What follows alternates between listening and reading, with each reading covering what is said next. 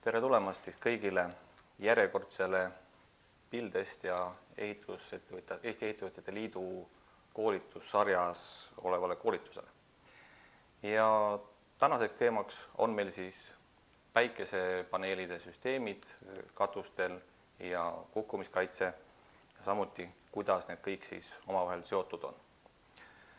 Ja tänaseks esinejaks olen siin mina, Marko Ponder, ja kes pole minuga varem võib-olla kohtunud, siis mina olen Eesti Katuse- ja Fassaadimeestrite Liidu juhatuse esimees.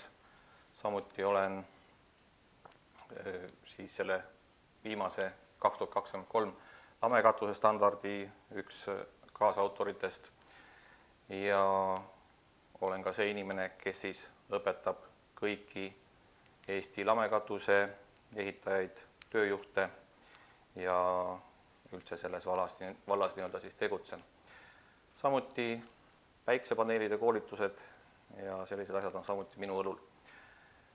Ja ega siin midagi pikalt jutustada pole, et ma loodan, et kõik on siis üles leidnud selle funktsiooni, et näete mind hetkel ekraanil suurelt ja kui on heli halb, pilt kaob ära, andke kindlasti märku, kui mingisugune probleem peaks esinema, et katsume siis selle asja kohe ära lahendada, et kõik töötaks ja kõigil oleks meeldiv ja mõnus seda koolitust vaadata. Ja kui on küsimusi, kirjutage chatti, võite ka suuliselt vahele küsida, mul ei ole selle vastu midagi, me võime selle teema nii-öelda kohe läbi arutada, mis siis parasjagu arutelul on. Ja tänane plaan on siis selline, panen teile ka slaidid, et esimeses pooles siis enne lõunat 1,5 tundi räägin lamekatuse ja kaldkatuse variantide siis, kuidas sinna seda paneeli, päikesepaneeli oleks võimalik panna, mis on need eelnõuded, nii-öelda tingimused üldse, et me saaksime sinna selle paneeli peale panna. Ja päeva teises pooles on siis plaanis rääkida sellest, kuidas see kukkumiskaitse koostöös nende päikesepaneelide peaks toimima, mis on need nõuded ja muust sellisest. Aga kuna aega on suhteliselt vähe, siis alustame. Ehk siis esimene slaid on tegelikult standardite kohta. Ja need on meil siin, tõin välja kõik katuse standardid, mis hetkel on siis loodud, need, mis on vasakul pool valgena, on juba olemas ja need, mis on paremal pool kollasena, need on kohe-kohe tulekul. Ehk siis sellel ja järgmisel aastal tulevad ka sellised standardid, nagu te siin kollasega näete. Ja ka tegelikult tänases koolitusslaidides on siin nii-öelda juba väljavõtteid tulevastest standarditest, et siis kuna need on oluliselt seotud siis ka selle päiksepaneelide paigaldusega. Et need kõik hakkavad neid paneele ja nende paigaldust, projekteerimist tegelikult mõjutama. Ja vasakul tegime veel roheliseks selle lamekatuse standardi märke ja seda sellepärast, et see on nüüd esimene standard, mis meil on uuesti uuendatud, värskendatud nii-öelda. Need, mis on veel valgena, need on teistkordselt uuendamata, ehk siis osad on juba, no ütleme nii, et 10 aastat vanad, ehk siis ka nemad tahavad uuendust saada. Et kõik see on samamoodi plaanis. Ja kes tunneb, et tal on midagi olulist standardile lisada, täiendada, siis alati võib ühendust võtta, et igasugune nii-öelda koostöö, lisainfo, kõik see on teretulnud. Mulle võib alati kirjutada marko@katuseliit.ee, näete ka seda ekraanil. Ja nii see on, et ka need standardite kooskõlastamine, nende koostamine, nende korraldamine on samuti minu õlul. Nii, aga siis jaa, meil on veel see, et meil on vaja nii-öelda teile näidata, kuidas me saame siis neid punkte. Korraks võtan siis selle slaidi veel eest ära. Ehk siis me jagame siin mingil hetkel, vaatame, kus meil see on, jagame sellist nii-öelda, kuidas ma ütlen, tagasiside lehte. Praegu te näete proovi, ma aktiveerin selle. Ehk siis tuleb selline küsitlus, seal on teised küsimused ja teie vastate nendele ja siis lähevad ka nii-öelda teile need tänase koolituse punktid kirja. Et süsteem väga lihtne, aga just selleks, et meil peab olema osaluse kontroll. Et loodan, et siin midagi keerulist teil ei ole, et hetkel on see kõigil ekraanil, et vajutate linki, mina joon nii kaua lonksu vett, kuni teie seal vajutate ja siis lähemegi esimeste teemade juurde.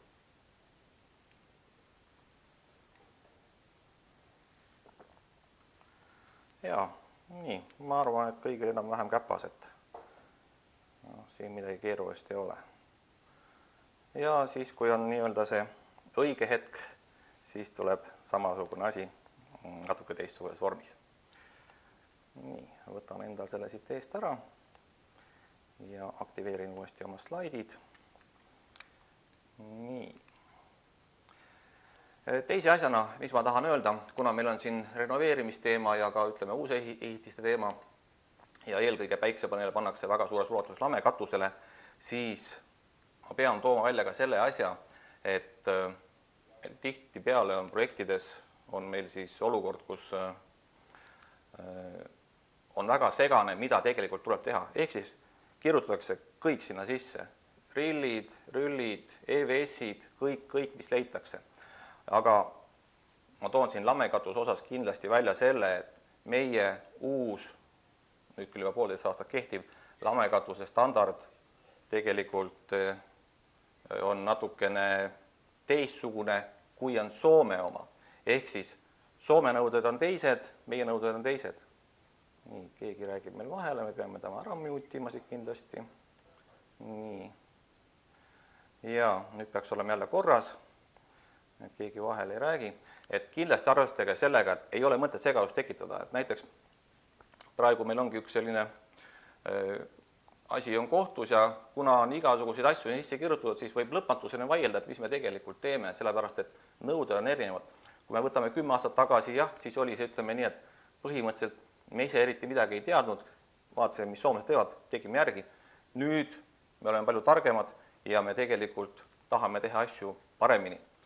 Ehk siis jälgige teie seda asja, et ei tekita asjatut segadust ehitamisel, projekteerimisel, kõigel sellel, et nii see on. Aga loomulikult seda ütlen ka, et sellest on siis järgmisel 2 nädalal, kui Alo Karo räägib standardist juba pikemalt, sellest on siis juba rohkem juttu, mis ja kuidas, aga täna ma pean ka mõningaid asju puudutama, kuna ka minu teemad on standardiga seotud.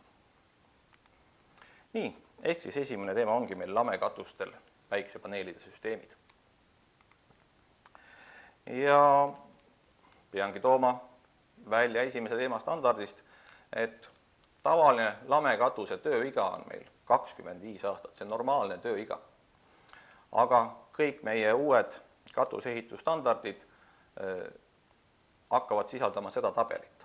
Seda juba praegu lamekatuse standard sisaldab ja ka teistele tulevad need juurde. Ja siin on väga lihtne märge, ma tegin selle punaseks, normaalne hoone eluiga.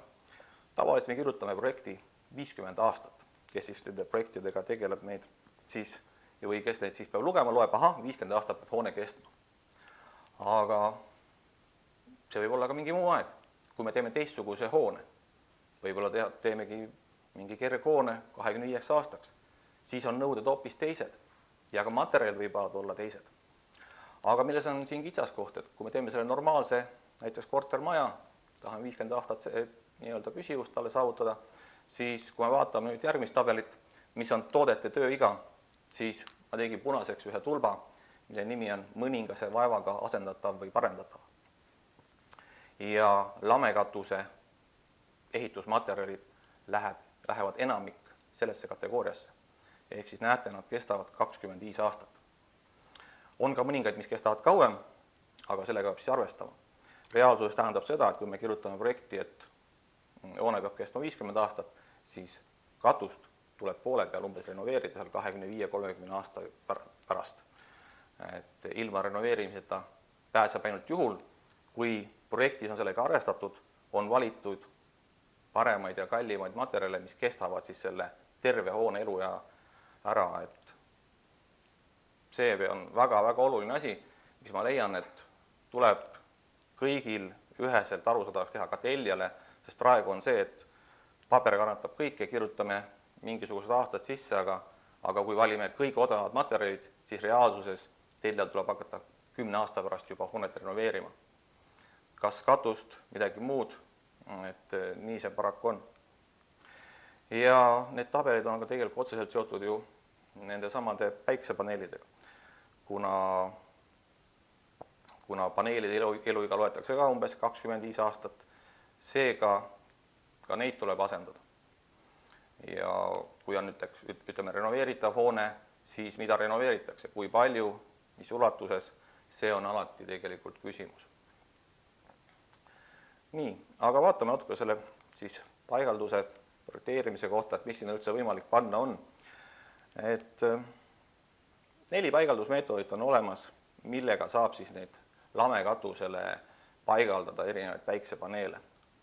Ja ma neid siin ette ei hakka lugema, võite neid ise kõik lugeda, aga vaatame seda viimast rida. See viimane rida tegelikult on see, mida Eestis kasutatakse, ehk siis raskustega paneelide paigaldus katuse peale. Ja siin on see keeruline koht, et see seab katuse kattele ja selle soojustusele oluliselt suuremad nõuded. Ehk siis Eestis on väga tavaline olukord see, et meil on see katus valmis tehtud ja paneelid tulevad pärast.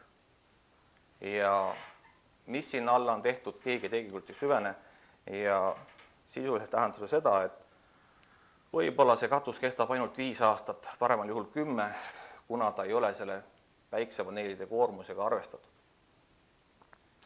Et seetõttu vaatamegi natukene, et mis see teema siis selle koormusega on sellel paneelil ja lamekatusel. Ehk siis meil on tegelikult 2 varianti neid paneele paigaldada. Kas nad on pindpaigaldis või ei ole pindpaigaldis? Mis see tähendab? See tähendabki seda, et kui me oleme nad siis selle raskustega sinna katusekattele pannud, siis ta ongi automaatselt pindpaigaldis. Ka mingid muud elemendid, ka kaablid ja torud, mis toetuvad katusele, on pindpaigaldis. Et see pilt, mis ma siia juurde ka lisasin, samamoodi tegemist on nüüd pindpaigaldisega. Ja me võtame nagu vaikimisi seda asja, et okei, päiksepaneel ongi alati pindpaigaldis. No, ta võib olla, aga natuke mõne aja pärast vaatame ka varianti, kus me ta ehitame nii, et ta ei ole enam pindpaigaldis. Et siin on kindlasti neid, ütleme nii, et variante, aga me Eestis selle peale ei mõtle. Ma panen siin korraks paar slaidi tagasi, ehk siis kui me vaatame 4 võimalust ja me kasutame sellest, ütleme ilmselt 99% ulatuses ainult seda alumist, siis me ei kasuta kõiki variante ära. Nii, natuke veel siis pindpaigaldise kohta täpsemast sõnastust. Võib-olla panen slaidi suuremaks, ennast väiksemaks siia. Ehk siis, kui me paigaldame neid nii, nagu tavaliselt tehakse, või ka projekteerimisele juba sellisena, siis väga probleemne on see, et kas see pindpaigaldis ja päiksepaneeli jalg kahjustab seda hüdroisolatsiooni, kahjustab ta soojustust või ei kahjusta. Paraku kipub olema nii, et enamasti kahjustab suuremal või vähemal määral. Ja see tihti tuleneb lihtsalt teadmatusest, mõnikord ka hoolimatusest. On erinevaid variante, miks see nii on, aga katsume seda teadlikkust tasapisi tõsta, et olukord läheks paremaks, et need paneelid ei rikuks katust ära. Et tuulekoormus, see püsiv raskus hoone katusele tekitab lisaprobleeme sinna. Ehk siis, mis on see põhimure? Põhimure ongi see, et tegelikult ei rajata sellele pindpaigaldisele, ehk siis antud juhul päiksepaneelile õiget aluspinda. Et nii on see lamekatuse pilt ja suur küsimärk, mis tegelikult seal on? Mis on selle all? Mis on selle päiksepaneeli jala all? Kas me tegelikult saame sinna selle paneeli peale panna, nii nagu me arvame nende tänavakivist raskustega või ei saa?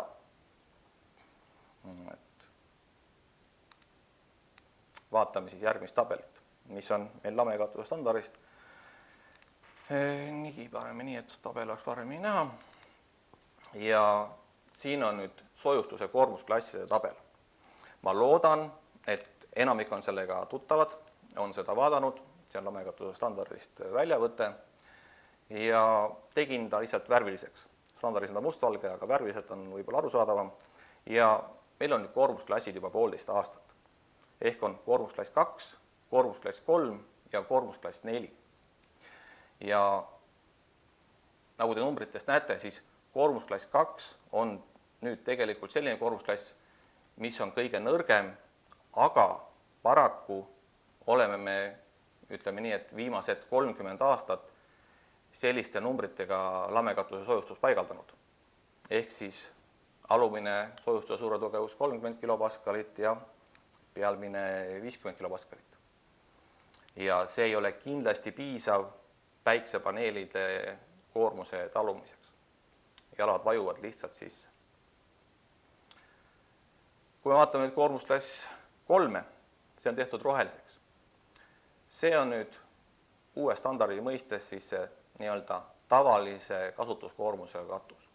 Ehk siis, kui projekteerida 50 eluaastaks seda hoonet, siis see on nüüd uus eeldus, et sellise soojustuse suure tugevusega on see juba okei.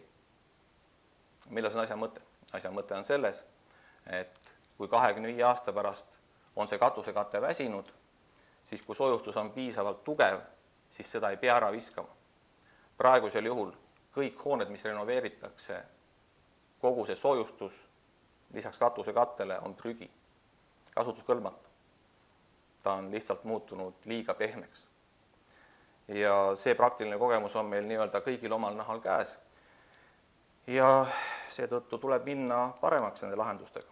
Ehk siis, kui päiksepaneele ei tule, siis läheb see roheline rida nii-öelda. Ja siis on võimalik see, et näiteks 25 aasta pärast asendame lihtsalt katusekatte, uuendame selle ära, soojustus jääb alles. Võib-olla on vaja natukene juurde lisada uute nõuete tõttu, aga me ei pea vana ära viskama.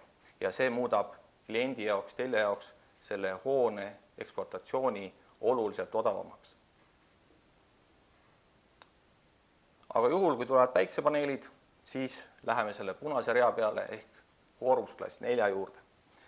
Ja siin te näete juba oluliselt suuremaid numbreid, kuigi ütleme nii, et reaalsuses võiks nad olla veel suuremad, aga see on selline, ütleme nii, et arutelude ja kokkulepete ja kõige selle küsimus, et mis on meil mõistlik siin Eestis praegu ehitada. Ja nagu näete, siis alumise soojustuse suure tugevus 70 kilopaskalit läbivalt ja pealmine laad siis 80 kilopaskalit. Et mis ma tahan siin öelda? See on praegu selline tabel, mis on juhul, kui keegi ei hakka arvutama, et okei, millised täpselt mu jalad on neil päiksepaneelidel, mingit seda infot ei ole, siis see on nii-öelda see vaikimistabel, siis võtame selle numbri. Kui keegi arvutab läbi täpse koormuse, siis on võimalikud ka teised variandid ja need on siin märkustena ka all kirjas. Aga reaalsus on paraku selles, et kui meie praegu siin ütleme nii, et siin 1,5 aastat tagasi tõstsime seda numbrit, tundub, et väga palju, siis samas, kui me vaatame, mida teeb Lääne-Euroopa, kus on siis need kogemused suuremad, siis nendel on kõik need numbrid päiksepaneelide puhul üle 100. Ja tavaline hoolduskoormus on vähemalt 60 läbivalt. Et see on see reaalsus ja selge on see, et kui meil tuleb siin võib-olla 5 aasta pärast uuendame ka lamekatuse standardit jälle, siis samamoodi peame mõtlema, et kas see, mis meil praegu siin kirjas on, mille järgi me praegu projekteerime, kas see on piisav, me näeme juba tegelikult ka esimesi tulemusi, et kuidas praeguste nõuete järgi ehitatud katused ja sinna paigaldatud paneelid siis kestavad, kas nad on hakanud sisse vajuma, et kõik need asjad siis juba tasapisi hakkavad ilmnema. Et need on need uued numbrid nüüd, jah. Et siin on mõningad kitsaskohad, ma neid siin ka mingi hetk puudutan, aga panen siia ühe selle suurema slaidi, et toon nii-öelda eraldi need numbritena välja, et päiksepaneeli kohta just. Kui kellelgi on küsimusi, tahate arutada, kirjutage chati.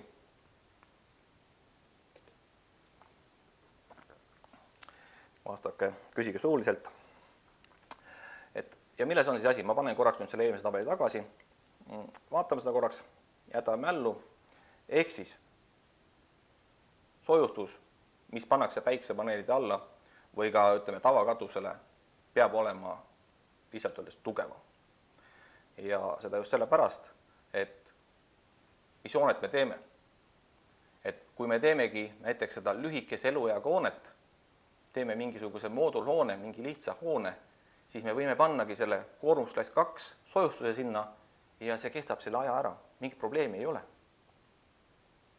Isegi võib-olla paneme paneelid sinna peale ja need vajuvad sinna sisse, aga kuna eluaeg on nii lühikene sellel hoonel ja katusel, siis ei olegi muret.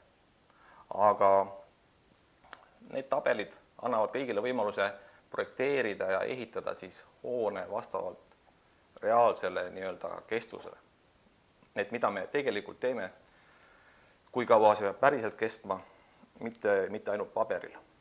Et projekteerime ja ehitame siis õigeid asju ja õige kestvusega. Tihtipeale ongi see, et klient vaatab, ahah, ma tahan jooneti 50 aastat, eks ole, paberitel on 50 aastat, aga ei ole arvad need olukorrad, kus reaalselt toimub nii-öelda võib-olla toodete asendamine, kui juba algses projektis olid suhteliselt nii-öelda soodsama hinnaklassi tooted, mis reaalsuses kestavadki 10-15, paremal juhul 20 aastat, isegi 25 tihti välja ei venita. Et seda paraku näitab meile siin see reaalne elu, et hooned, mis meil on siin ju sisult täis renoveeritud 10-15 aastat tagasi, need on uuesti täis renoveerimises. Tihtipeale selle sõnastusega, et soojustust poolt piisavalt, aga kui me vaatame tõele otsa, siis ka see katus oli omadega läbi. Et kindlasti me peame seda arvestama, et okei, teeme ikkagi nii, et me ei pea kõike ära viskama. Et teeme selle hoone ja selle katuse hoonele paremaks. No mõningaid pilte siia vaatame ka. Klassikaline selline paneelide paigaldus, nagu siis hetkel põhimõtteliselt tehakse, et erinevates variantidest välja näeb. Aga mis sellega tihtipeale juhtub, kui meil see soojustuse surve tugevus on liiga madal, kui me tekitame pindpaigaldise, siis me tekitamegi loigu tegelikult iga selle jala alla. Lisakitsaskoht on veel see, et nende jalgade, kivide ja kõige nende alla ei panda siis õigeid kummimatte. Et nii-öelda, kui paneme jutumärgid, kui hästi läheb, et siis on seal mingisugune katusekatte riba lõigatud ja kui nii hästi ei lähe, siis pole üldse midagi. Et neid õigeid kummimati ribasid näeb ikka väga-väga vähestel hoonetel. Et kindlasti peab ka sellega arvestama. Samas on väga oluline see, et isegi kui me paneme sinna neile õige kummimati, aga see katuse koormus, vastuvõtuvõime ei ole piisav, siis nad vajuvad ikkagi sisse. Et matt aitab seda hõõrdumist ja seda nii-öelda vähendada ja katusele seda katuse katte vigastusi, aga koormus jääb ikkagi alles, et sellega peab siiski arvestama. Nii, siin on vahepeal küsimus, kas antud tabelid hoonete eluiga ja toodete eluiga on kuskil standardis ja juhendis olemas. Jah, need on nüüd esimesena lamekatuse standardis on nad olemas. Tulevad ka kohe aluskatuse standardisse, mis siis ilmub sellel aastal, sellest ma räägin siis nüüd siin selle esimese hommiku teises pooles kaldkatusega seoses. Et kõik uued standardid, katuste standardid hakkavad seda sisaldama. Nii, ja kui on veel küsimusi, küsige julgelt. Nii, jah, siis panen slaidid tagasi. Hops.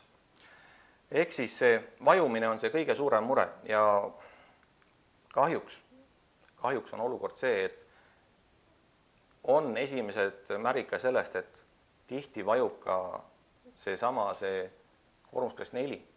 Sõltub väga palju sellest jala suurusest ja sinna tekkivast raskusest, tuulekoormusest, mis lisaks seda veel loksutab, tekitab seda dünaamilist koormust seal. Et eks ta on selline parem kui varem, aga alati saab ju veel paremini teha. Nii et arvestage nii, et need tabelid, need on ikkagi miinimumnõuded. Kui te tahate teha veel paremini, veel paremat hoonet, siis tuleb ka soojustuse survetugevust tõsta ja ka võib-olla katusekatte kvaliteeti, et saabki 50 aastat korraga täis. Siin veel pilte, klassikaline olukord, eks ole, et nii neid tänapäeval paigaldatakse ja see on halb paigaldus. Sellepärast, et seal all on tavaline, suhteliselt pehme katus.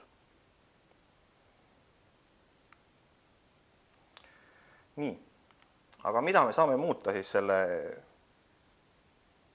veelgi paremaks tegemiseks, nende lahenduste? Ja esimene variant ongi see, et me projekteerime ja ehitame nii, et see päiksepaneel ei ole enam pindpaigaldis. Teine variant on kasutada suurema survetugevusega soojustust. Vaatame esimest varianti. Paneme jalad, mis läbivad katusekatte ja soojustuse ja toetuvadki aluskonstruktsiooni, on see siis betoon, metall, mingi profiil, kandeprofiil, puit, midagi sellist. See on kõige lihtsam lahendus. Ma võtsin teile ka selliseid jalgu kaasa, ma kohe näitan.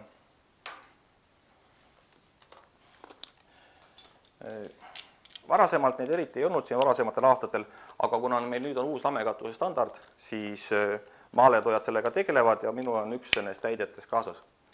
Et põhimõte on väga lihtne, on nii-öelda alustükk, mis läheb siis betooni, puitu, kuhu iganes, siis on siis vastava katusekatte materjaliga nii-öelda see tükk. Antud juhul on ta siis meil PVC, võib olla bituumen, TPO, EPDM, mis iganes katus siis on. Ja siis läheb siia teine nii-öelda keermestatud latt peale, kuhu läheb juba siis paneel. Või antud juhul siin käes on mul siis ka profiilpeki variant. Et siis vahetame lihtsalt selle alumise pulga ära. See on põhimõtteliselt lahti keeratav. Et väga selles mõttes, ma ütleks lollikindel süsteem. Ja nüüd, kui selline jalg panna, siis ei ole soojustuse ja survetugevusel mingit tähtsust enam. Et siin ongi projekteerimise küsimus, et mis mul otstarbekam?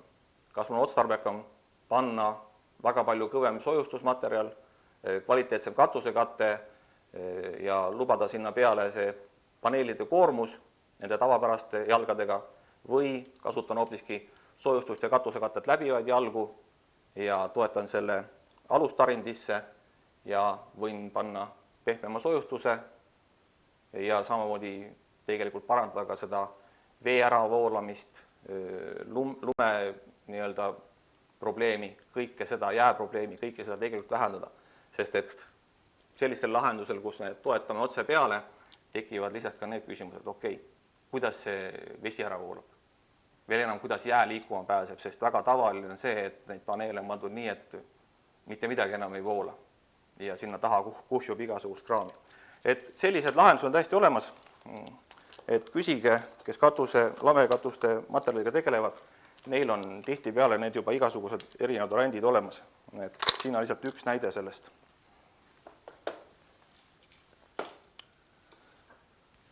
Nii, ja siin on ka siis, panen korraks slaidid veel tagasi.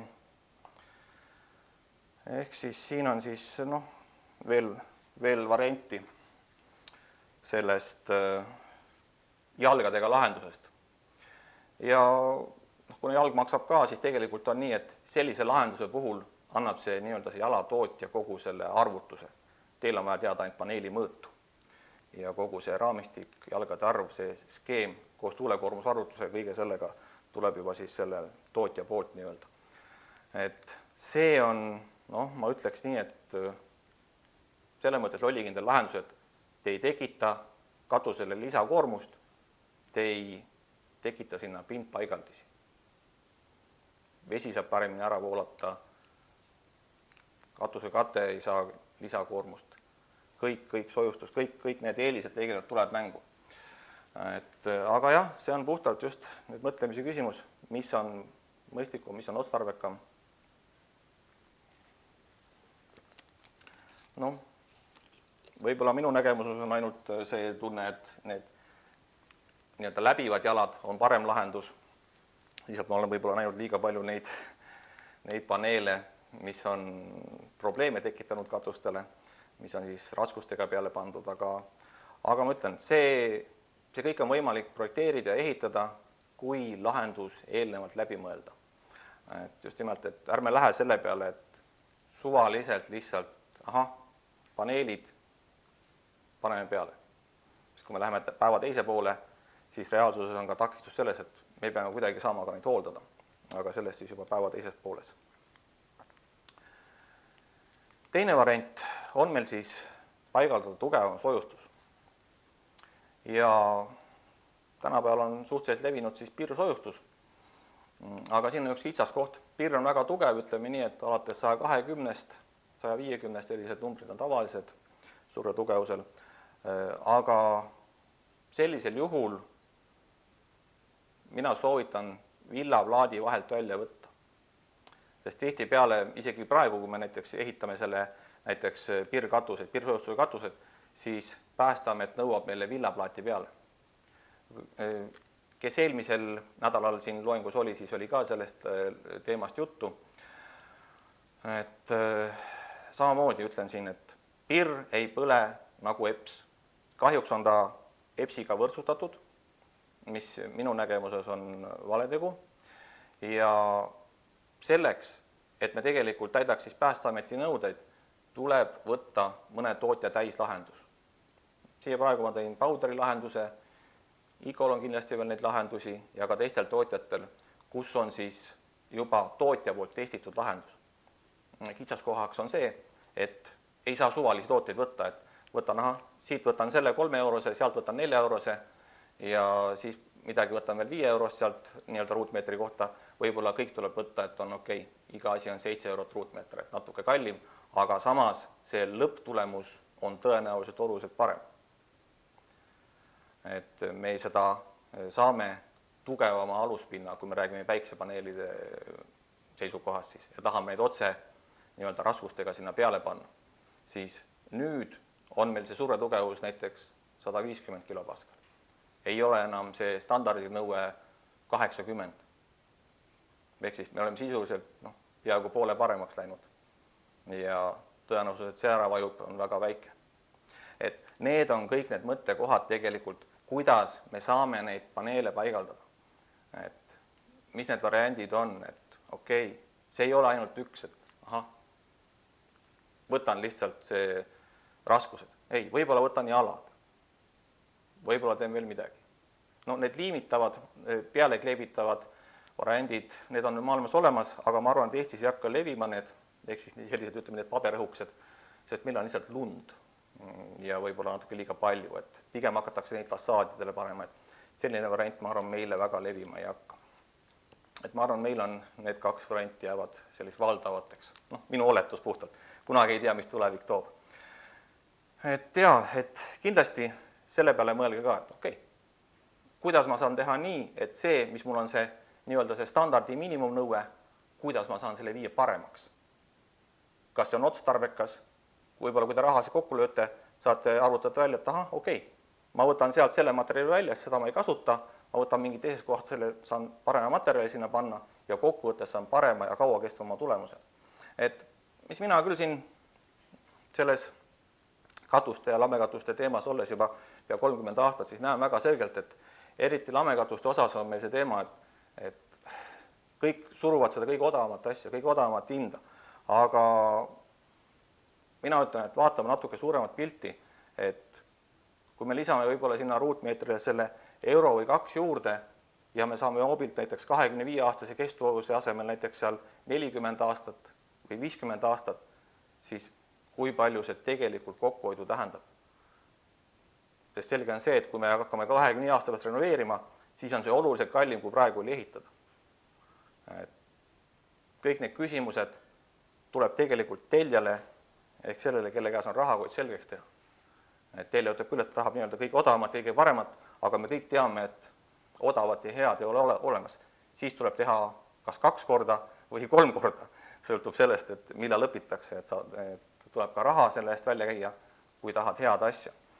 Et kui tellijale asja selgitada ja näidata talle, millised on võimalused, millised on variandid, siis ma usun, et meil on võimalik ka nii-öelda olemasolevate nõuete ja tingimuste pealt tegelikult ehitada oluliselt paremaid katuseid, eriti lamekatuseid, mis praegu kipuvad minema nende kõige odavamate materjalidega ja kui me standardi suhtes vaatame, siis pigem miinimumnõuetega, nende kõige miinimumnõuetega, et vähemalt natukene vastaks. Et eks Alo räägib teile järgmistel 2 nädalal sellest võib-olla siin pikemalt, mitte võib-olla, vaid päris kindlasti, aga lihtsalt siin toon mõningaid asju välja. Nii, siin on küsimus seltskonnale, kas SPS PVC kate, mina oma poolt võin öelda, teised võivad ka siia muidugi kommenteerida, mina ütlen seda, et sõltub hoonest, et igal materjalil on omad head, omad vead, et miks mitte kirjutada sinna ka EPDM või TPO kate. Vedelplast, ma arvan, ei lähe, see on liiga kallis juba, aga miks 2 variandi asemel näiteks 4 varianti ette mitte panna. EPDM näiteks 50 aastat saab hoobilt kätte, ei pea vahepeal renoveerima. Või kallim SPS, oluliselt kallim kui see, mis praegu on mõeldud, saab ka sinna 40-50 aastat kätte. Aga see ei ole standardi miinimumnõue enam, vaid hoopis kvaliteetsem toode. Sama lugu plastmaterjalidega. PVC üldjuhul ei mahu sinna, aga plastmaterjalil on 10 erinevat varianti veel, ütleme isegi rohkem, mida Eestis kas ei müüda üldse või väga vähesel määral, et saavutada ka pikem elukäigu 25 aastat. Et meil on, ongi tavaline, et nii-öelda rahvakeeles PVC ja SPS, et muid nagu ei ole. Reaalselt PVC on plastrullmaterjalide kõige odavam toode. See nii-öelda plastmaterjal vaadates nende hinnaskaalas see alumine ots, sealt saab ainult paremaks ja üles minna, aga siis selle nimi ei ole enam PVC, vaid mingi muu. On ta PIB, IR või mingi muu nimetus, eks ole. Et see on siis juba valikute ja rahakoti küsimus. Et jah, aga teised võivad olla muidugi teistsugusel arvamusel siin sellele küsimusele vastates. Nii, okei, vaatame slaide. Ehk siis, kas teeme pintpaigaldisega ja paigaldame siis soojustuse ja katusekatte, mis ka selle välja kannatab, selle pintpaigaldise koormuse, või paigaldame siis jalad päiksepaneelile. Samas me saame kasutada neid jalgu ka mingite muude seadmete jaoks, mis praegu samamoodi tihti tehakse pintpaigaldisena. Ja need on enamasti raskemad kui see päiksepaneelgi. Ja sinna üritatakse valada mingisugust betoonalust veel alla ja seal on omakorda veel soojustus ja siis tekitada seda kuidagi, aga selliseid asju saab tegelikult analoogsete jalgadega ära lahendada, et mõttekoht, valikute küsimus ja muidugi teadmiste küsimus, et need on üldse olemas, et siis kes ei tea, siis annangi teile seda infot siin, et niisugused võimalused on olemas, tuleb lihtsalt tootjatelt ja maaletoojatelt küsida, et kuidas neid asju lahendada. Et materjalid kogu aeg uuenevad, täienevad, võimalused lähevad paremaks, et nii see on. Nii, äkki tahate küsida vahepeal midagi suuliselt, võib-olla keegi, kes ei viitsi kirjutada. Et kui meil kuna aega on meil vähe, siis see on nii-öelda kiire kokkuvõte ongi lamekatuse osast, et siis praegu on plaanis juba, et läheme kaldkatuse teema juures edasi. Aga kui tahate vahepeal veel nii-öelda seda lamekatust puudutada, siis arutaks need lamekatuse küsimused praegu läbi ja siis vaataks kaldkatuse osa, sest selleks on meile ka ainult see järgmised 45 minutit. Et kahjuks aeg surub meil siin tugevalt peale.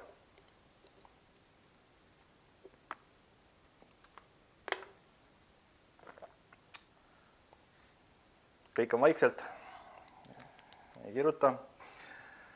Hea küll, siis äkki kui teeme kiirelt, äkki on siis lõpupoole jääb, küsimusi juba tekib võib-olla. Lülitame siis slaidid.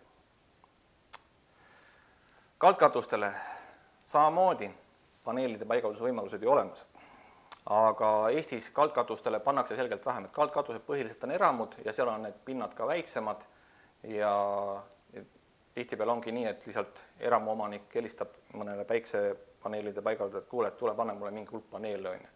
Ja nii see on, et see ei lähegi, ütleme, võib-olla sellisesse, võib-olla suuremasse kogusele mingi kortermaja või sellise projekteerimise raames, et kus siis vaadatakse seda kui tervikut juba maja osa, et see kipub olema teistmoodi.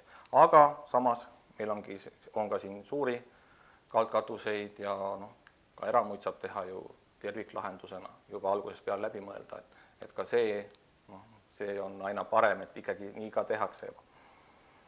Nii, et siis, slaide ma juba jagan, et näete, ühesõnaga siis paneme siis esimese pildi.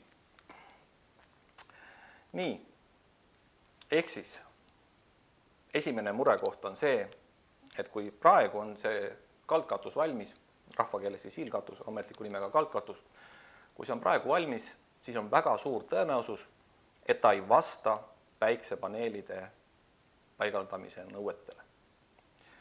Et panin siia ka pildi, et laenasin SolarStone Oyust seda pilti, neil on väga ilusad pildid kodulehel ja siis loodan, et Madis ei pane seda pahaks.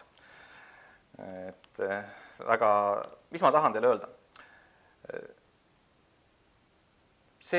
Ma ütleks isegi, et see on mõnes mõttes isegi suurem probleem kui lamekatusel, sest lamekatusel, kui meil on see sojustus nii-öelda liiga pehme, me saame võtta need jalad, neid jalgu on väga lihtne panna, lihtsalt puurime augu sisse, midagi ära lõhkuma ei pea ja saamegi panna neid päiksepaneele ja see vastab nõuetele.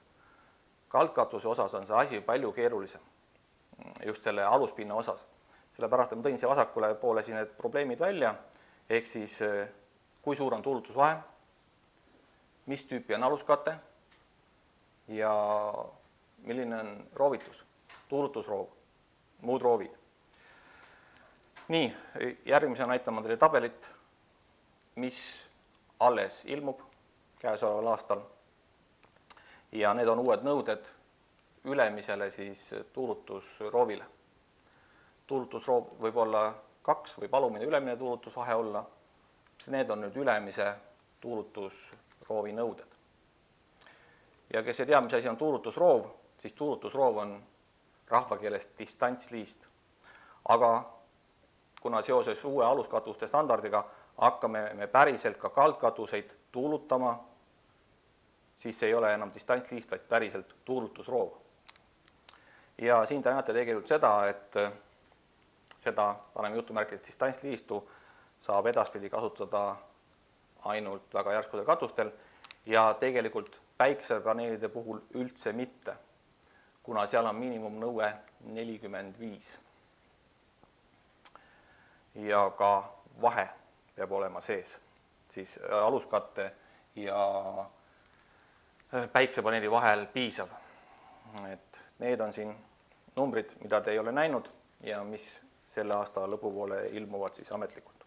Aga teile siis ette teadmiseks, et me tegeleme sellega, me lahendame need asju, et kuidas neid tegelikult teha, neid asju hästi ja räägime kohe ka siin kitsaskohtades, eks ole, et mis meil siin probleemid on.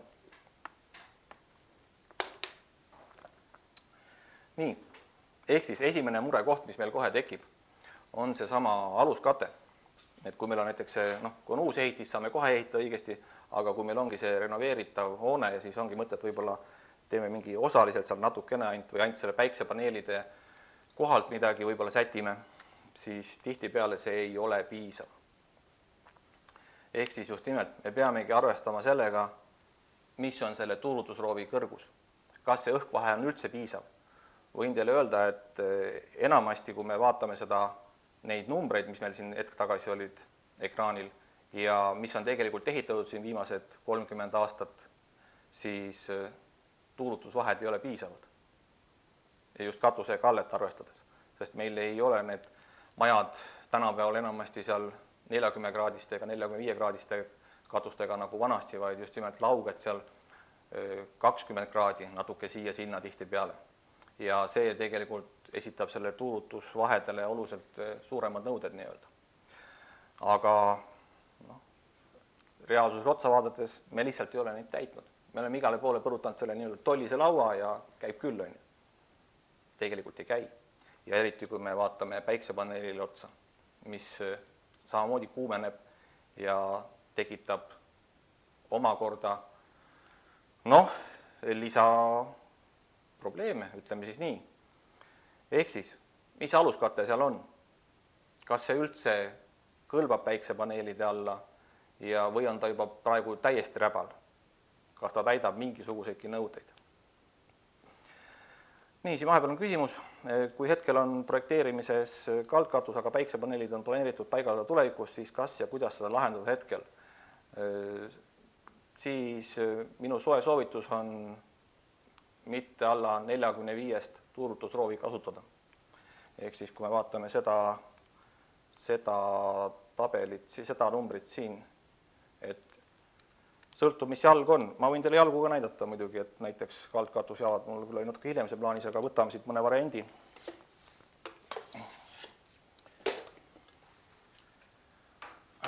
Siin on küll tootevariant, aga näiteks Ruuki variant on väga sarnane. Et see on nüüd, neil kõigil on olemas, kõigil tootjatel on olemas täislahendused. See on nüüd täisvaltskatus, aga näiteks siin kivikatusele jalg, eks ole, põhimõtteliselt neil kõigil tootjatel on olemas vastava päiksepaneeli jalg, olgu sul. See päiksepaneeli jalg, mitte lumetõkke ega mingi muu asja, see on päiksepaneeli jalg. Ja samamoodi see siin on päiksepaneeli jalg, ehk siis siia tuleb niipidi roovitus nüüd alla ja siis tuleb tuulutusroov veel alla, eks ole. Et see lahendus lihtsalt tuleb läbi mõelda. Et kui on teada, mis katusekate tuleb, siis tasub võtta selle maaletoojaga ühendust, neil on kindlasti lahendus välja pakkuda. Et see profiil on siis juba see päiksepaneeli profiil, et siia läheb juba see siis sisse. Et sellised variandid on kõik olemas. Et mina soovitan alati, et kui on nagu küsimus, okei, mis lahendused on, võib-olla midagi uut, küsige tootjatelt, küsige maaletoojatelt, et minu teada nad kõik hea meelega aitavad, et saaks õige asi, sest tegelikult ega keegi ei taha, et nende katusega midagi juhtub. Et aga siin jah, ütleme nii, et kus mul see pult on, ehk siis mina nii-öelda aasta lõpus juba ametlikult läheb siia asjad selle tabeli järgi. Et nii ta on. Aga päiksepaneelide puhul siis vähemalt 45 tuulutusroov peab kindlasti seal olema. Ehk siis rahvakeeles distantsliist. Aga katsume selle sõna distantsliist ära unustada. Kasutame siis õiget sõna tuulutusroov ja teeme selle päriselt tuulutuva katuse siis, mitte ainult distantsliistu abil natukene õhutuva. Nii, ehk siis olime selle slaidi juures siin, aluskatte asendamine. Et jah, et see on küll see, eriti probleem on see, kui meil on siis pandud sinna mingisugune see polüüteleen, see armeeritud kile nii-öelda. See on juba iseenesest 10 aastaga lihtsalt ainult see sõrestik tihtipeale järgi, et vaatad nagu võrku, et see on paraku reaalsus. Ja võin ka kõigile öelda, et seoses uue aluskatuse standardiga lähevad need odavad aluskatted enam ei kvalifitseeru. Kõikidel tootjatel, maaletoojatel on olemas õiged aluskatted, ka päiksepaneelide alla lihtsalt neid tuleb küsida. Et päiksepaneeli alla ei sobi iga suvaline aluskate.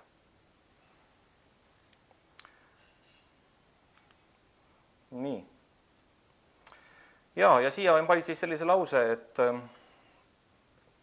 tihti mõeldakse ära, et okei, teeme ainult selle paneelide aluse asja korda või uuendamisnõuete järgi ainult selle paneelide aluse. Üldjuhul ei ole selle mõtet.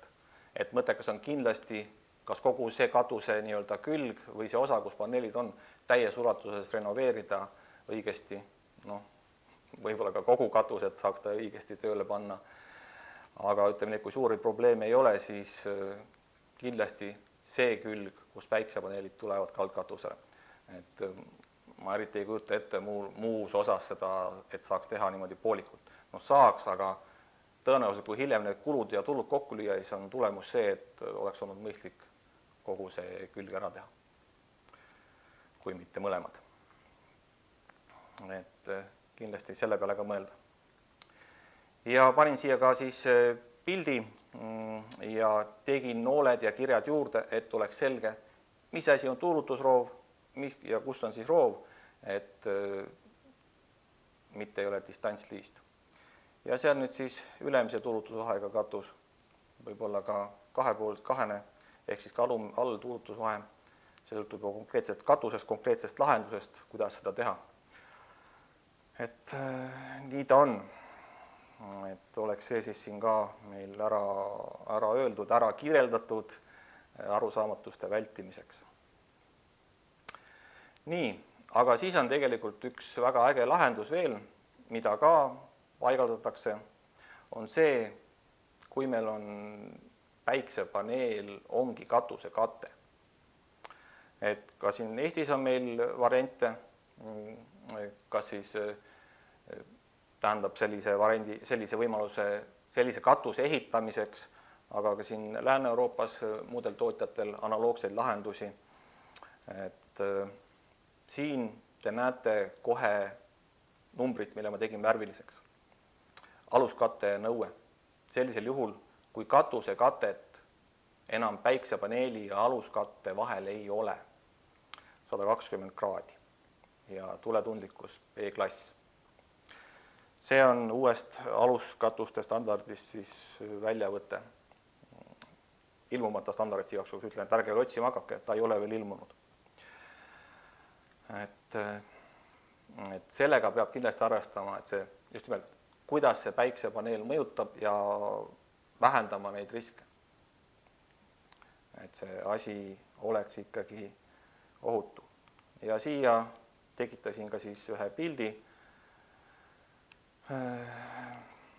Et tootjal on selline väga tore võimalus olemas, sealt näete pilti, ehk siis kuhu see aluskate käib ja nüüd päiksepaneel on ise katusekate. Et hästi ägedad lahendused, aga see on mõistlik ilmselt projekteerida ja ehitada juhul, kui on nii-öelda, kas siis päris uus või läheb üleni ehitamisesse, et nii-öelda siis saab katusekatte pealt raha kokku hoida, kuna päiksepaneel ise ongi veekindel osa.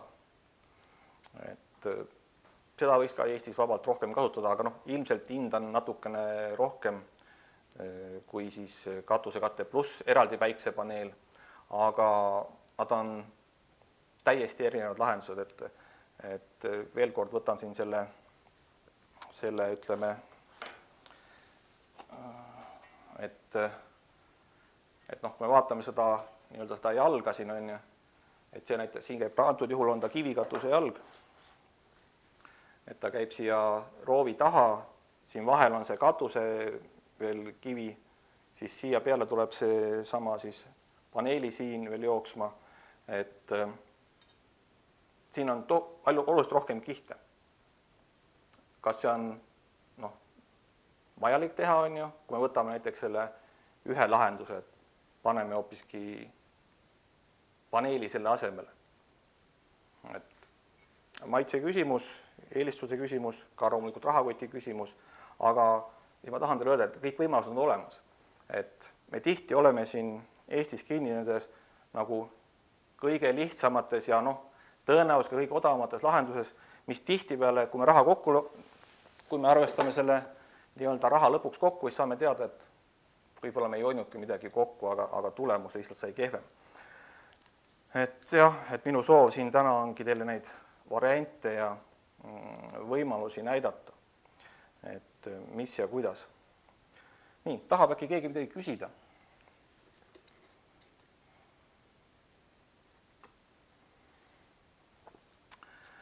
Kas katusekatte materjali tulepüsivusklass määrab ka päiksepaneelile vastavat tulepüsivusklassi? minu teada päiksepaneeli tulepüsivusklassi vähemalt meie nagu nii-öelda ütleme katusestandardid loojatena ei puuduta küll, et selle mõttes ütleme nii, et ma igaks juhuks jään vastuse võlgu. Ma usun, et keegi ka siin osalejatest teab võib-olla vastust, võib sinna chati kirjutada või kui tahate, võite ka suuliselt vastata. Et ega see on olulised küsimused, et kes võib-olla selle päiksepaneelide sisehingeeluga täpsemalt kursis on. Et on meil äkki selliseid. Nii. Kinnituslahendused on mul siin järgmisena kirjas, ma vaatangi, mul jäi üks asi teil näitamata. Lamekatuse osas need kogemata juhtus, aga näitame siis praegu ära. Et mida teha, kui te renoveerite näiteks seda katust, projekteerite või ehitate ja teil on see olemasolev katus, aga seal ongi see, ütleme, klassikaline olukord, kus meil on siis see nii-öelda eps ja villaplaat peal ja see on liiga pehme, siis väga lihtne võimalus on kasutada hästi suure tugevusega pirrplaati. Et kui tavaliselt pirr on seal, ütleme 120, 150, võib-olla 180, mõni natuke kõvem, siis see pirr näiteks siin on 800 kilopaskalit. Ja ta on kipsplaadi paksusena ja see ongi põhimõtteliselt mõeldud selleks, et saaks tugeva aluspinna, mis iganes asjale siis. Et saab selle koormuse ära jaotada. Et sellised tooted kõik on olemas, et küsige maaletoojatelt, uurige. Et need võimalused nii-öelda teha see renoveerimise käigus paremaks ja võib-olla mitte kõiki asendades, need on olemas. Nii. Vaatame.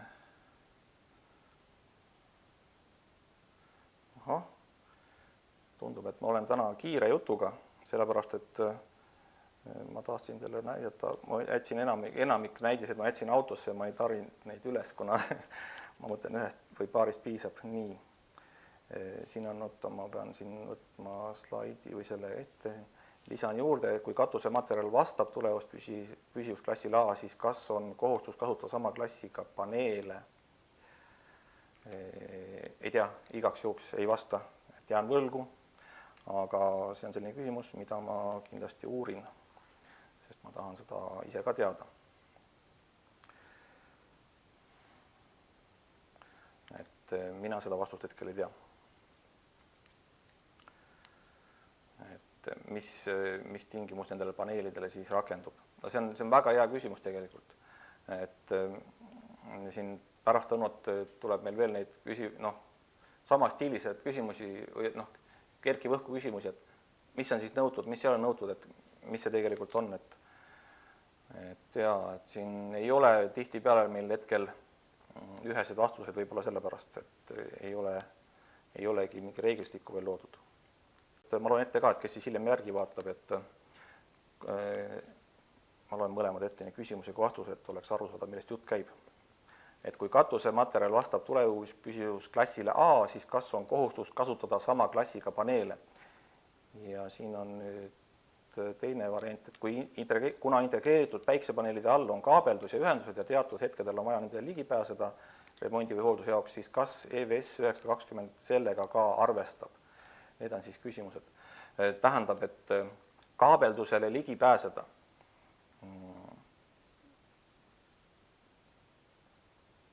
Sellega on nüüd see asi, et meie loomulikult soovime, et see ligipääs oleks, aga see sõltub paneeli alt. Meil on oluline see, et saaks hooldada altpoolt, ka paneelide alt hooldus. See on eraldi standardites kirjas, et päiksepaneelide alt peab saama hooldada.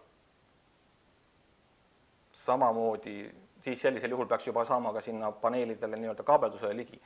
Aga kui me vaatame reaalsusele otsa, siis on selge, et tihtipeale ei saa. Ja mis muidugi näiteks kaldkatuse osas on see, et on ju, ma ei tahaks öelda, et neid nüüd vähe on, et on olukordi, kus on need juhtmed, kaabeldus viidud sisse ilma igasuguse õige läbiviiguta. Võimegi siin pilte või vaatama, näiteks kaldkatuse puhul vastu teravat plekiserva läheb kaabel sisse ja seal on põhimõtteliselt juba lühis. Et see on nagu reaalsus ja lamekatusel lihtsalt lasevad liitekohad vett läbi. Et meie otseselt kaabeldusega ei tegele ega selles mõttes otseselt sellele nii-öelda ei mõtle, küll aga mõtleme selles laias pildis, et me peame saama hooldada, et me peame saama paneele hooldada, et selles mõttes me arvestame sellega, jah. Aga me ei lähe sinna elektrivaldkonda, et okei, kas spetsiifiliselt mingi eriline paneel, et kas siis ka saab, et sellega peaks ikkagi arvestama siis juba sinna nii-öelda projekteerimise käigus, et okei, mul on mingisugune teema, et võib-olla ei saagi tavapäraselt ligi, et seal mis iganes, et seda meie nagu katuse standardis seda asja ära ei lahenda. Meie lahendame seda, et peab saama hooldada lihtsalt, et saab ligi. Aga kui paneel pannakse väga, ma ei tea, vastu maad või vastu katust, õigemini öelda, siis muidugi võib olla probleem. Nii, ma nüüd vaatan kiirelt teile mõne probleemse pildi, mis ma välja vaatasin ja tõstan selle teile ette. Nii, meil oli ekraan, oli meil, mitmes ekraan meil oli, siin oli ekraan, nii, paneme selle, nii, lülitame ümber. Nii, see on nüüd siis klassikaline lamekatusest päikesepaneelide kaabelduse sisseviik. Ja ma võin kõigile öelda, et seda liimitötsu, mis te seal näete, seal tegelikult ei olnud. See on umbes paar sentimeetrit katuse pinnast kõrgemal ja sealt sai lihtsalt näpu kaabli kõrvalt sisse pista.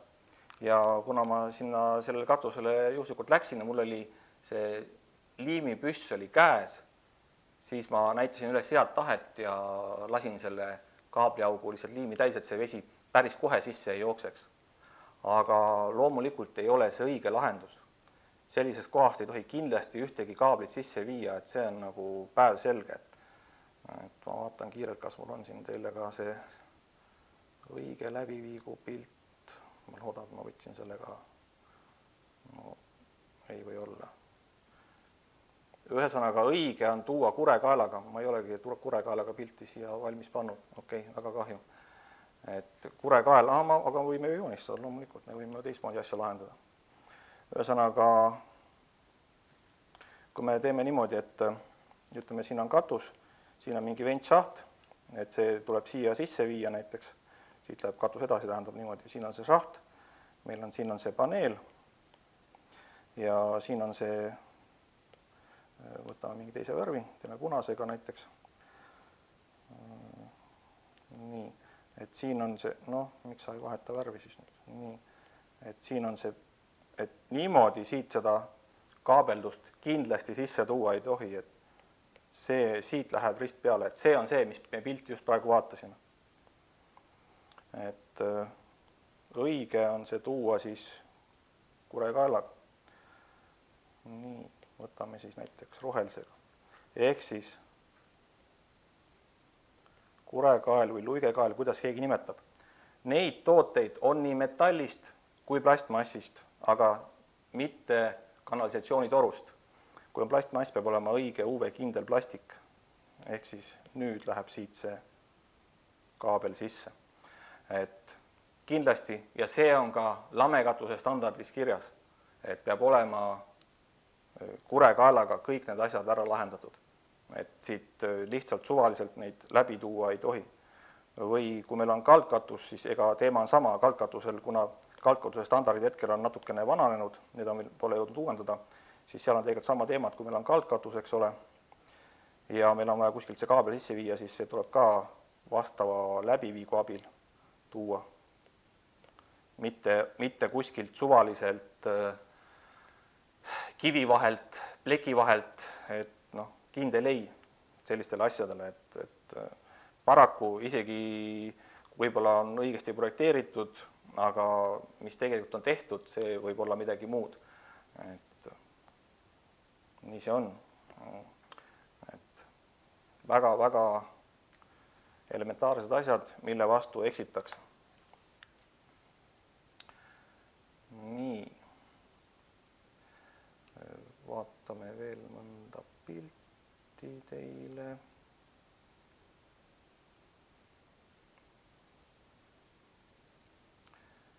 Nii, tõstame teile ekraanile. Ahah, läkski juba. Nii, lülitame ümber. Noh, siin näeme ka päiksepaneele, siis kivid on servas nii-öelda raskuskivid, et samamoodi täielik probleem tegelikult, et selline lahendus seal jää- ja lumehunnikus, kuidas sealt see vesi saab ära voolata, noh, siin ka küsimus oli, et kuidas seda hooldada, et noh, ütleme nii, et praegu, kui me seda vaatame, võin teile kõigile öelda, see paigaldus ei vasta nõuetele. Aga see on igapäevane olukord ja sellest, miks ta ei vasta, sellest ma räägin veel siis nii-öelda pärast lõunat. Aga ma vaatan, et mul on aega, siis tegelikult, kui kellegi selle vastu midagi ei ole, siis ma tegelikult läheks selle pärastlõunase teemaga, teeks juba soojenduse sisse ära, sest see on noh, hulga laiem teema, et mul on selleks ainult ka 1,5 tundi oli meil on ju. Jah, et ma natuke tegelikult teeks selle soojenduse ära ja see pilt on tegelikult siin nii-öelda paras selleks sissejuhatuseks, et mis meil siin kitsaskohad on, et ei ole see asi meil kahjuks roosiline. Nii, vaatame, paneme slaidid teile tagasi. Nii, kas keegi tahab küsida? Sest et pressisin tänase koolituse väga-väga kompaktsest, sellepärast et tavaliselt näiteks see päiksepaneeli koolitus, see, mis ma praegu siin põhimõtteliselt 1,5 tundi räägin, see koolitus on 2-kuuline kord nädalas ja seal on ka praktika osa, kes tahab siis veel teada saada, kuidas see praktiliselt jalgu paigaldada, et seda kõike saab teha. Ja võin öelda, et nii-öelda reklaami mõttes, et tasuta koolitus tuleb ka sel suvel, sügisel nii-öelda, sügise poole suvel, ütleme siis nii, et seal siis pikalt laialt saab seda teemat käsitleda, et praegu on üks selline käimas ja tuleb sel aastal üks veel, et tõesti see, ma jätsin nii vähe slaidi kui võimalik ja nüüd järgmised slaidid kiirelt, et pärast oleks aega küsimusteks. Sissejuhatus sellele päiksepaneelide süsteemid ja kukkumiskaitse, ehk siis tegelikult see sama olukord, mis me praegu pildi peal vaatasime, see on väga tihedalt seotud selle sama paneelide paigaldusega, selle katuse enda hoolduse ja selle koormusega, mida ta kannatab ja kuhu siis panna see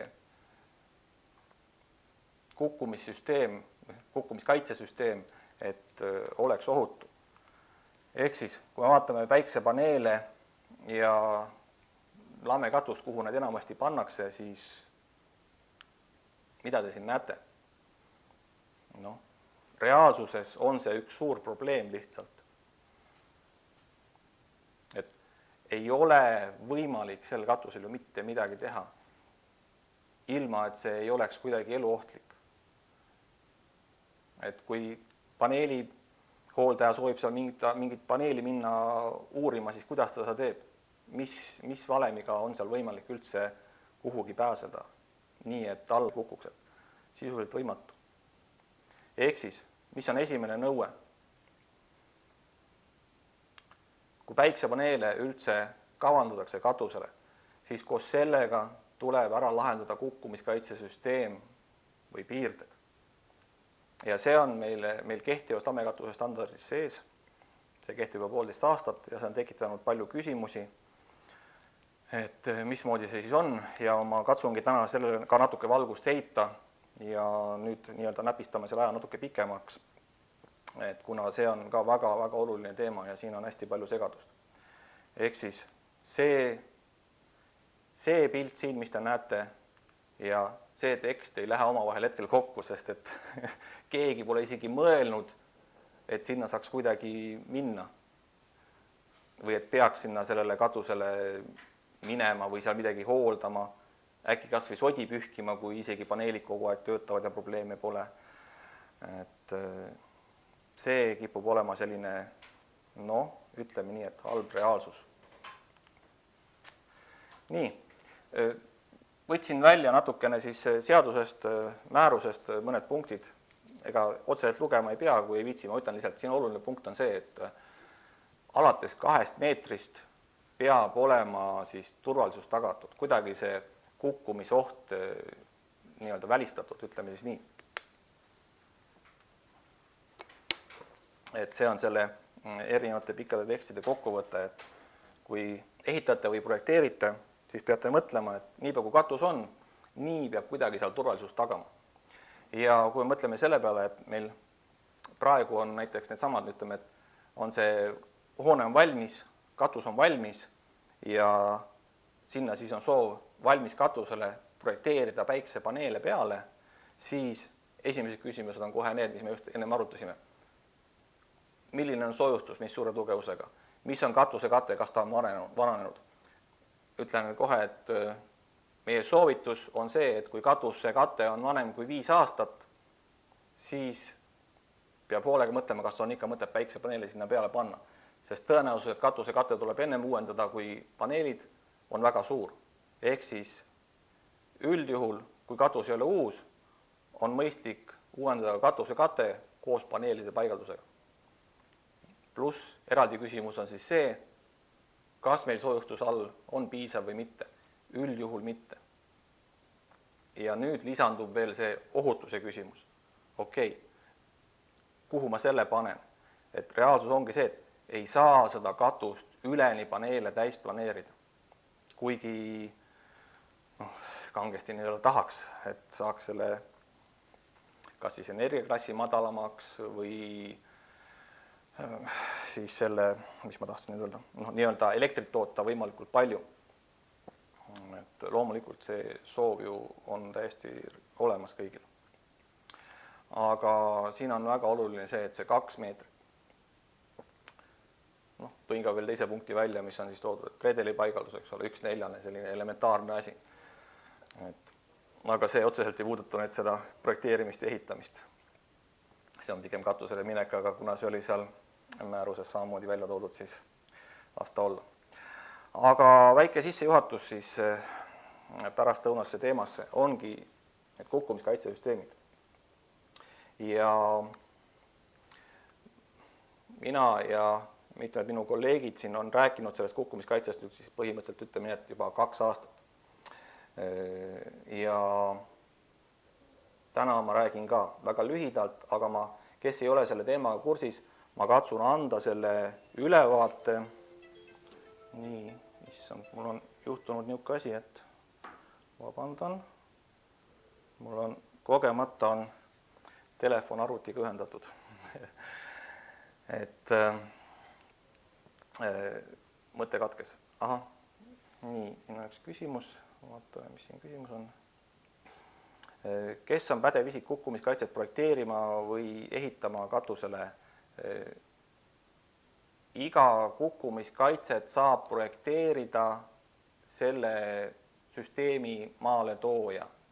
Nemad oskavad selle õigesse kohta joonistada, kuhu see käib ja ma sellest täna ka räägin. Et see on meil, ütleme, see on üks suur probleemi alge, mis meil lõpuks muutub tegelikult eluohtlikuks jamaks kokkuvõttes. Et sellest sinna ma jõuan, aga jaa, probleem on selles, et enamasti ei teata, kuhu see käib. Ma täna tahan teile anda lihtsalt väikse ülevaate, et kõik saaks aru, et okei, kuhu ta vähemalt käib, aga siis täpsemalt juba iga süsteemil on natukene erinev variant, aga põhimõtted on kõigil samad. Et ma katsun teile täna siin, ütleme, järgneva tund ja 45 minuti jooksul selle hästi-hästi väikse ülevaate anda. Nii, panen oma slaidid ka aktiveerin. Nii, ehk siis neid kukkumiskaitsesüsteemi, mida siis, kui päiksepaneeli paigaldada, tuleb juba koos sellega läbi mõelda, need tuleb sinna panna, kuna katus vajab hooldust, kuidagi tuleb tagada turvalisus. Siis neid variante on 4, aga katuse mõistes olulised on need esimesed 3. Ehk siis kukkumist peatav süsteem, kukkumist takistav süsteem ja kukkumist ennetav süsteem.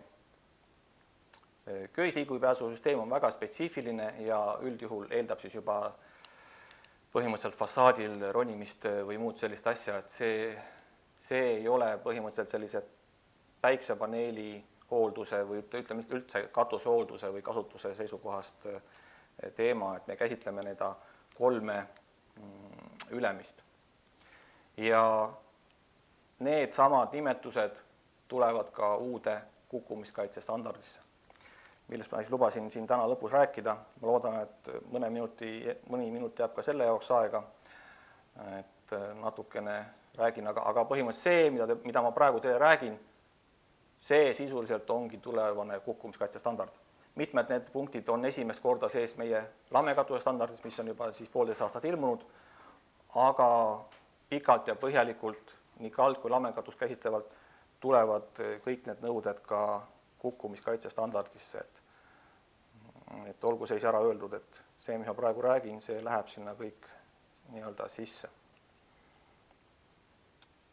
Nii, aga ma arvan, ma jõuan natukene seda puudutada, et mida see siis tähendab, et hakkame otsast minema, enne kui lõuna peale tuleb.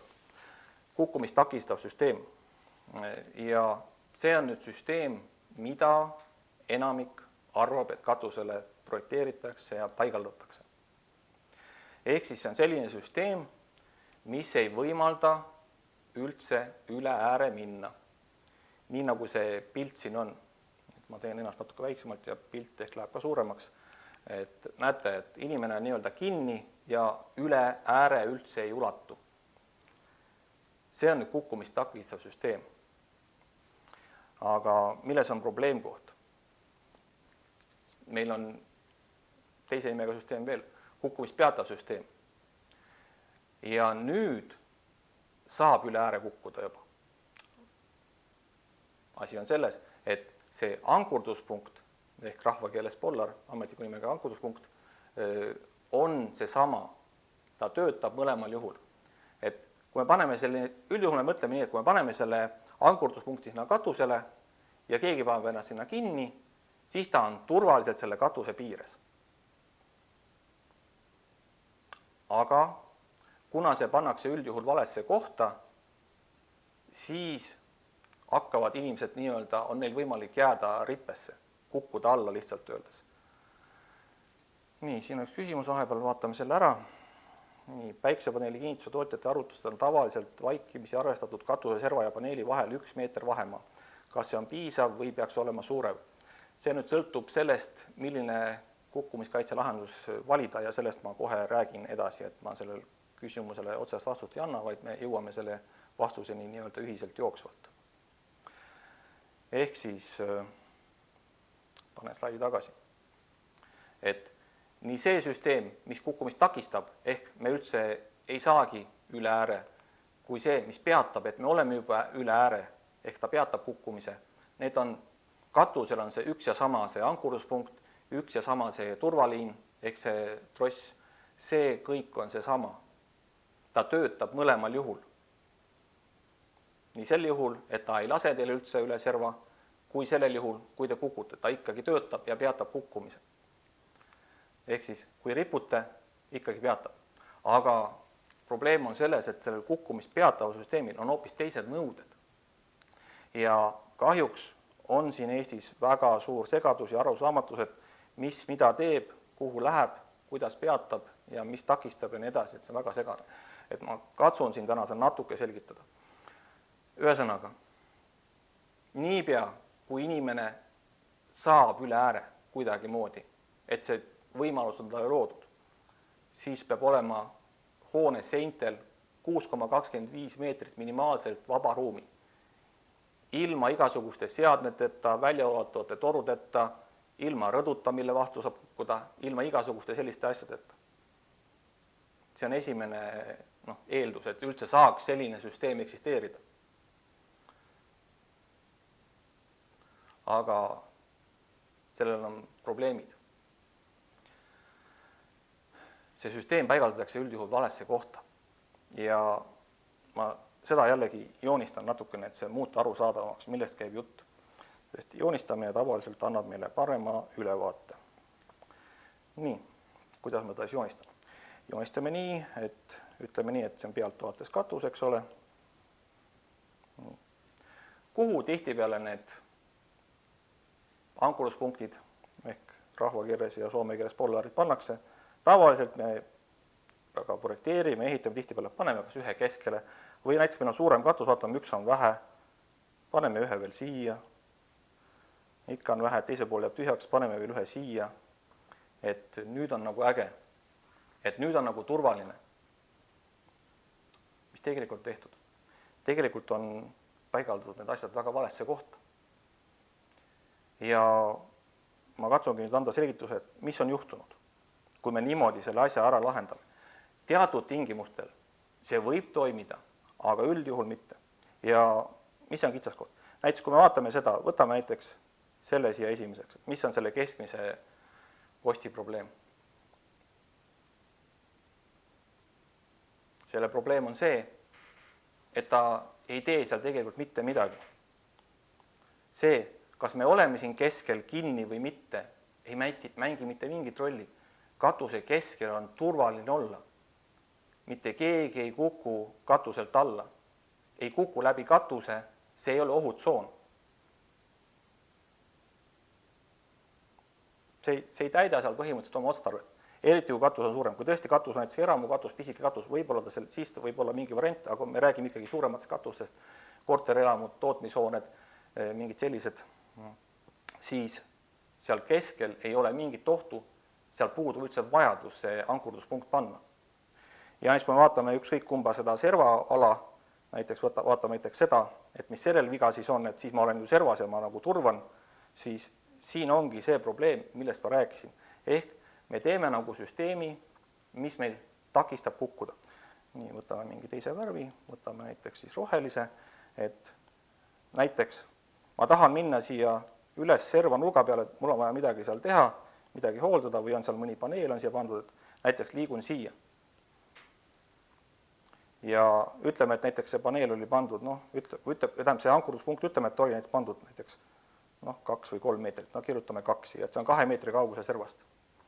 Aga selleks, et minna sinna nurga peale nüüd seda asja hooldama, siis ilmselgelt see tross on siin, või tähendab tross, vaid köis siis, mis inimese küljes on, selle ta on välja lasknud siin kuskil, ütleme, 5-6 meetrit tõenäoliselt.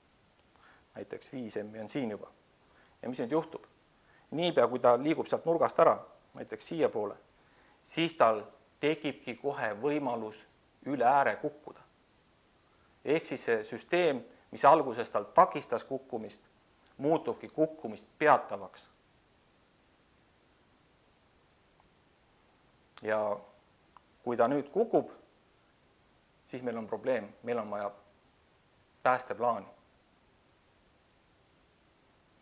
Liigub siia ja siia ta jääb. Nüüd ta siin ripub. Kui kaua on aega inimese päästmiseks rippest? Suurusjärk 15 minutit. Ehk siis, niipea, kui me oleme selle süsteemi projekteerinud valesti ja paigaldanud valesse kohta, niipea samal hetkel peab meil olema päästeplaan, kuidas inimesi ära päästa. Aga no ütleme nii, ma võin võtta kanget mürki, päästeplaan, sellisel juhul on olemas ainult kõrgtöödega tegelevatel ettevõtetel, kes päriselt iga päev seal seintel, korstendel, võib-olla mujal ronivad, et nemad teavad, mis asi on päästeplaan. Enamikul teistel on see täiesti tume maa. Ja see on suur probleem nüüd. Sellepärast, et see inimene, kes nüüd jäi rippesse, sureb ära.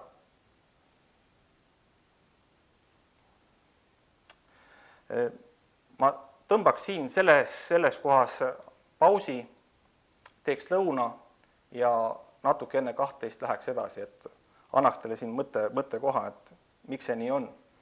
Et siin on siis selline, et nagu inimene ripub, aga kõik, mis ta vasta ripub, pärast võtame alla. Et nii see ei ole. Et teeme siin sellises raskes kohas pausi ja kui vähegi saate ja viitsite ja tahate, siis tuleme 5 enne 12 tagasi. Ja kui on enne küsimusi, ma vastan muidugi küsimustele ka praegu.